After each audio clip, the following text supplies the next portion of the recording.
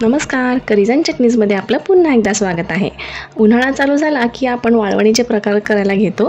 तर आज आपण अगदी सोप्या पद्धतीने झटपट तयार होतील असे साबुदाणा बटाट्याच्या पापडाची रेसिपी बघणार आहोत. चला तर मग सुरू करूयात.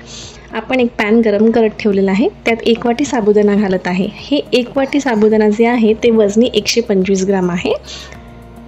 आता हे जे साबुदाणा आहे आपल्याला ते मंद आचेवरती छान भाजून घ्यायचं आहे. जोपर्यंत साबुदाणा छान फुलत नाही. आता इथे तुम्ही बघू शकता आपला जो साबुदाणा आहे तो छान भाजला गेलेला आहे आणि हलकासा फुललेला आहे. आता हे आपल्याला पूर्णपणे थंड करून घ्यायचं आहे.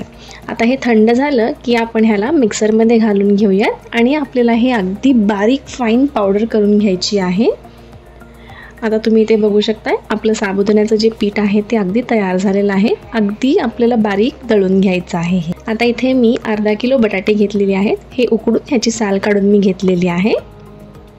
आता हे बटाटे आपण छान व्यवस्थित मॅश करून घेऊयात.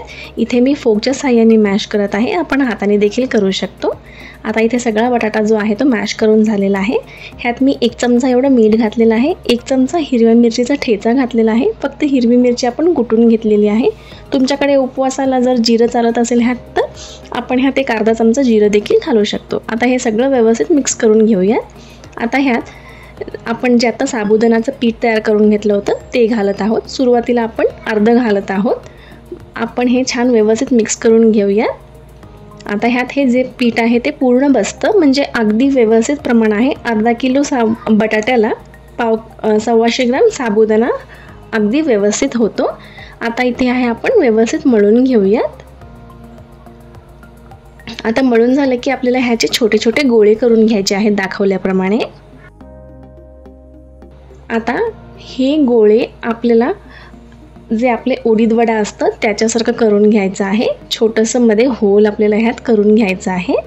आता इथे एक चाळणी घेतलेलं आहे, त्याला तेल लावलेलं आहे. हे सगळे आपण गोळे त्यात ठेवून देऊयात आणि हे आपल्याला छान वाफवून घ्यायचं आहे. त्यासाठी इथे मी एका पॅनमध्ये पाणी गरम केलं आहे आणि आपण जसं इडली वाफवून घेतो त्याच प्रकारे हे गोळे आपल्याला वाफवून घ्यायचे आहे. 5 मिनिटानंतर गोळे छान वाफलेले आहेत. तुम्हाला सुरुवातीला हे मिश्रण हलकंसं पातळ वाटेल, पण जसं हे मिश्रण थंड होईल पूर्णपणे तसं हे मिश्रण घट्ट होईल. आता हे मिश्रण पूर्णपणे थंड झालं की आपण ह्याला पुन्हा छान व्यवस्थित मळून घ्यायचं आहे. मळून झालं की आपल्याला ह्याचे छोटे छोटे गोळे करून घ्यायचे आहेत. आपल्याला पापडाचा साईज काय हवा आहे त्यावरती हे गोळे आपण तयार करून घेऊया. दाखवल्याप्रमाणे आपल्याला ह्याचे गोळे करून घ्यायचे आहेत. आता इथे मी हे आपण पापड लाटून देखील घेऊ शकतो. इथे मी मशीनमध्ये प्रेस करणार आहे. आपल्याकडे पुरी मेकर असतं त्याच प्रकारे हे पुरी मेकर आहे. इथे सुरुवात आपण एक प्लास्टिक घेतलेलं आहे जेणेकरून जे पापड आहे ते चिटकणार नाहीत आणि निघायला अगदी सोपं होतं. तर एक गोळा ठेवलेला आहे प्लास्टिकमध्ये आपण आणि ते प्रेस करून घेतलेलं आहे.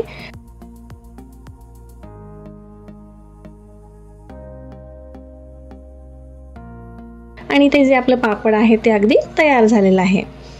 आता हे पापडाची आपण जाडी तुम्ही इथे बघू शकता. आपल्याला हे खूप पातळ किंवा खूप जाड नाही ठेवायचं आहे. अगदी मध्यम आकाराचं आपल्याला करून घ्यायचं आहे. आता इथे मी एक कापड घातलेलं आहे, त्यावरती प्लॅस्टिकची शीट घातलेलं आहे आणि हे पापड आपण व्यवस्थित अलगदपणे काढून हे प्लॅस्टिकवरती अशा प्रकारे आपल्याला वाळून घ्यायचं आहे. आपल्याकडे जर पुरी मेकर नसेल तर आपण हे पापड प्रेस करून देखील करू शकतो. या प्रकारे प्लॅस्टिकच्या हे गोळा ठेवून घ्यायचा आहे आणि जी आपली नेहमीची ताट असतं नाश्त्याचं प्लेट वगैरे ते घेऊन जोरात आपल्याला प्रेस करायचं आहे. आणि तुम्ही इथे बघू शकताय आपलं जे पापड आहे ते अगदी व्यवस्थित तयार होतं या प्रकारे. आता इथे आपण सगळे पापड तयार करून घेतलेले आहेत. आपल्याला हे पापड 1 दिवस फॅन खाली वाळवून घ्यायचं आहे आणि 3 दिवस कडक उन्हामध्ये आपल्याला वाळवून घ्यायचं आहे. आता तुम्ही 3 दिवसानंतर इथे बघू शकताय पापड अगदी छान व्यवस्थित वाळलेले आहेत. म्हणजे हे पापड जास्त 3 दिवस जर आपण उन्हात ठेवले तर वर्षभर छान टिकतात. आता मी तुम्हाला एक पापड इथे तळून दाखवते. आपण ह्यात पापड खार न घालता देखील हे पापड किती छान फुलतायत तुम्ही इथे बघू शकताय. इथे आपले सगळे पापड तयार झालेले आहेत. हे पापड अगदी चवीला खूपच खमंग लागतात. तुम्ही ही रेसिपी एकदा नक्की ट्राय करा आणि आम्हाला कमेंट्समध्ये ज़रूर कळवा. आवडल्यास लाईक करा आणि चॅनलला सबस्क्राईब करायला विसरू नका. धन्यवाद.